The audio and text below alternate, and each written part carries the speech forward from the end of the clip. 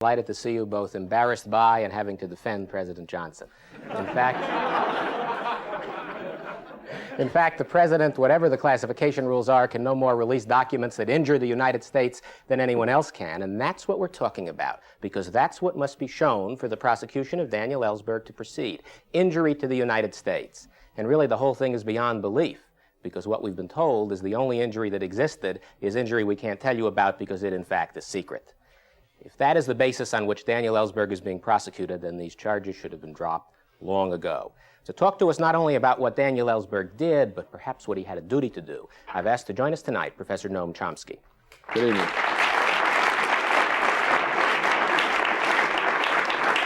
Professor, we're glad to see you here. Noam Chomsky is professor of linguistics at MIT and has been active in the peace movement. Professor Chomsky, why did Daniel Ellsberg do what he did? Dan Ellsberg released to the American people information, historical information, about how a series of presidents enmeshed them in a vicious and costly war of aggression. He had every reason to believe that this war was continuing and would continue at the present incredible level of violence. And he hoped, I hope correctly, that if this historical information were brought to the American people, they would do something about it and stop that war. May he in fact have had a duty to disclose the information? I think he definitely had a duty, perhaps not a legal duty, but certainly a moral duty to bring to the public evidence about criminal acts. And that's in effect what the Pentagon Papers reveal. They are a history of a criminal conspiracy operating in secret to enmesh us in this war of aggression. We're told that one of the harms of releasing the papers, though we aren't told exactly what, is harm to ongoing negotiations. Could that possibly be true? Well, I don't recall, of course I haven't seen the full documents, but I don't recall a single instance in the documents that deals with ongoing negotiations. There is material, very interesting material about negotiations. For example, the documents reveal in 1964 that there was a concerted effort by the executive branch of the government to avoid negotiations which they called premature, because they knew that if negotiations took place at that time, and if there were a peaceful settlement, then the client government that they had instituted and were maintaining by force in South Vietnam could not maintain itself. So therefore they violated their legal obligation to avoid the threat and use of force and to pursue negotiations and other legal means. And they said, no, we have to act in such a way as to put off every negotiation effort. And we have to first, for example, William Bundy on August 11th, 1964 said, we first have to make sure they're hurting. We first have to apply the use of force. And then maybe after we've hurt them badly enough, then we can go to negotiations. We've heard that Dan Ellsberg's disclosure of these documents may have an inhibiting effect on similar confidential planning in the future.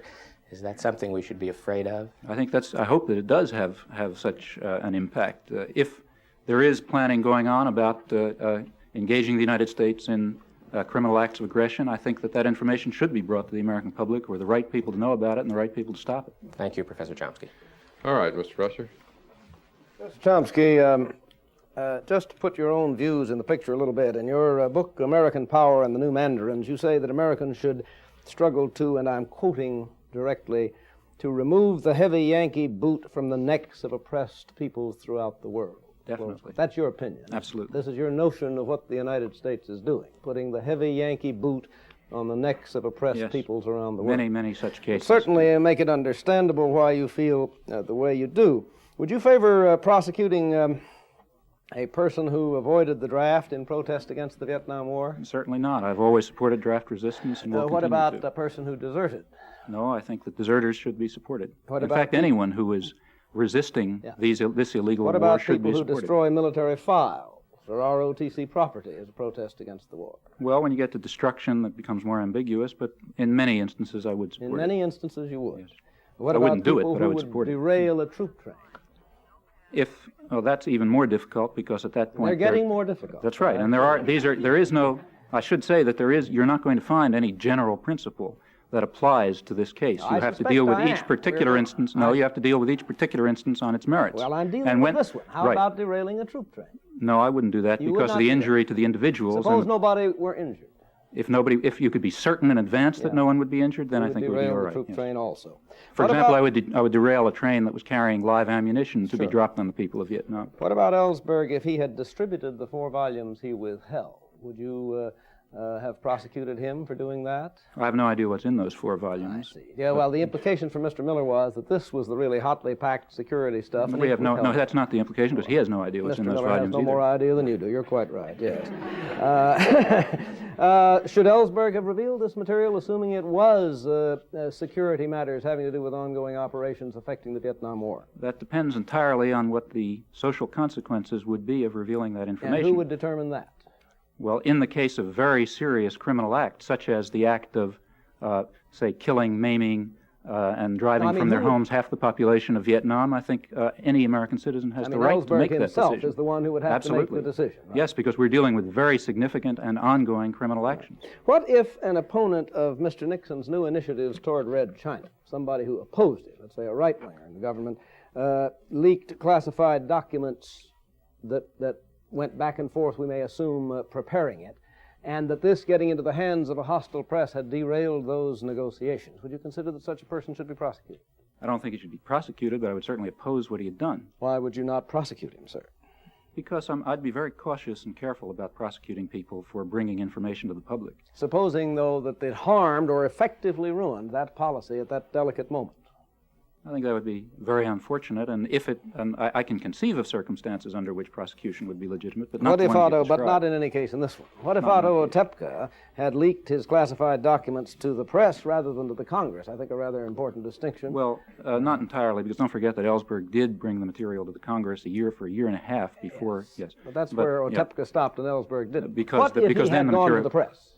That would have, again, been extremely unfortunate, Would you but I agree prosecute? with the other witnesses that he should You not would have not been prosecuted. prosecute. No. Is there... I wouldn't have what if rewarded him with Ellsberg the blank had salary. stolen the documents and sold them to newspapers simply for the cash involved? Well, then I think you might argue that there was an element of robbery or something of that sort. No, But no, certainly I'm not talking about robbery. The robbery is a specific crime, and you can commit it whatever your intention in the particular case. Oh, no, well... I want to know if he had merely cash on his mind, should he be prosecuted?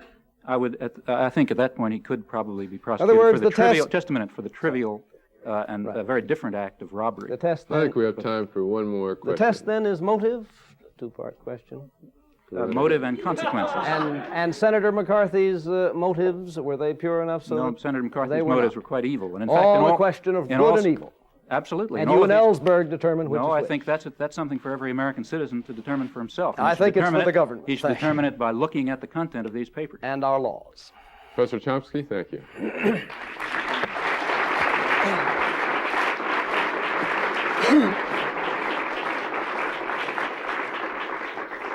Mr. Rusher, you have 1 minute to summarize your case. Let's begin with Mr. Miller, who also has a minute, as luck would have it.